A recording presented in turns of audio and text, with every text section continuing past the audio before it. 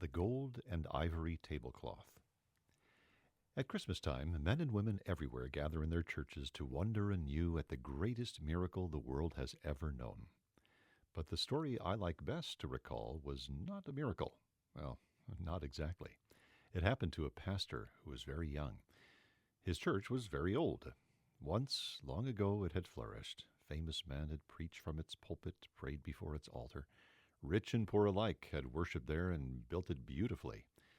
Now the good days had passed from the section of town where it stood, but the pastor and his young wife believed in their run-down church. They felt that with paint, hammer, and faith, they could get it in shape. Together, they went to work. But late in December, a severe storm whipped through the river valley, and the worst blow fell on the little church. A huge chunk of rain-soaked plaster fell out of the inside wall just behind the altar. Sorrowfully, the pastor and his wife swept away the mess, but they couldn't hide the ragged hole. The pastor looked at it and had to remind himself quickly, "Thy will be done." The joyful purpose of the storm that had knocked a hole in the wall of the church was now quite clear, but his wife wept, "Christmas is only 2 days away." That afternoon, the dispirited couple attended an auction held for the benefit of a youth group. The auctioneer opened a box and shook out of its fold a handsome gold and ivory lace tablecloth. It was a magnificent item, nearly 15 feet long, but it, too, dated from a long-vanished era. Who today had any use for such a thing? There were a few half-hearted bids. Then the pastor was seized with what he thought was a great idea. He bid it in for $6.50. He carried the cloth all the way back to the church, tacked it up on the wall behind the altar.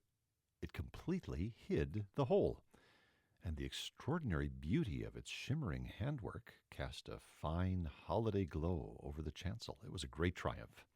Happily, he went back to preparing his Christmas sermon. Just before noon, on the day of Christmas Eve, as the pastor was opening the church, he noticed a woman standing in the cold at the bus stop. "The bus won't be here for 40 minutes, he called, and he invited her into the church to get warm.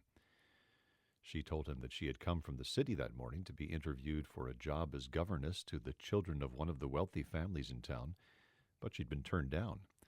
A war refugee, she had imperfect English. The woman sat down in a pew and chafed her hands and rested. After a while, she dropped her head and prayed. She looked up as the pastor began to adjust the great gold and ivory lace cloth across the hole. She rose suddenly, walked up the steps of the chancel. She looked at the tablecloth. The pastor smiled and started to tell her about the storm damage, but she didn't seem to listen. She took up a fold of the cloth and rubbed it between her fingers. "It's mine," she said. "It is my banquet cloth." She lifted up a corner and showed the surprised pastor that there were initials monogrammed on it. "My husband had the cloth made specially for me in Brussels. There could not be another like it." For the next few minutes, the woman and the pastor talked excitedly together.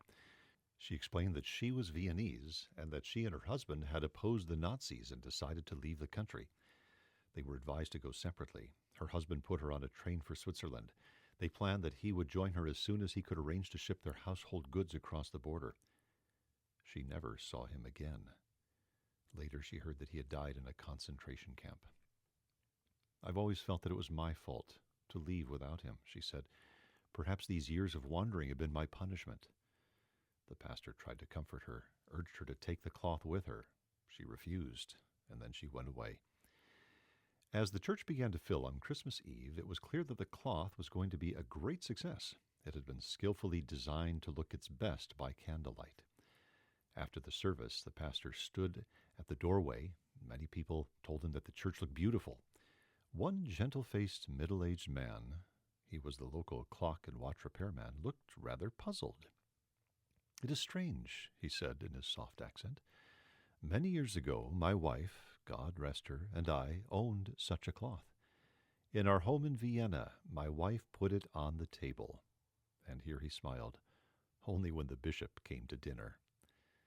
The pastor suddenly became very excited. He told the jeweler about the woman who'd been in his church earlier that day. The startled jeweler clutched the pastor's arm. "Can it be? Does she live?" together, the two got in touch with the family who had interviewed her. Then, in the pastor's car, they started for the city.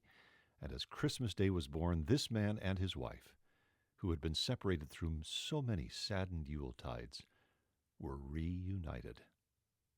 To all who heard this story, the joyful purpose of the storm that had knocked a hole in the wall of the church was now quite clear. Of course, people said it was a miracle, but I think you'll agree it was the season for it. From Reader's Digest, Treasury of Joy and Inspiration by Howard C. Shade.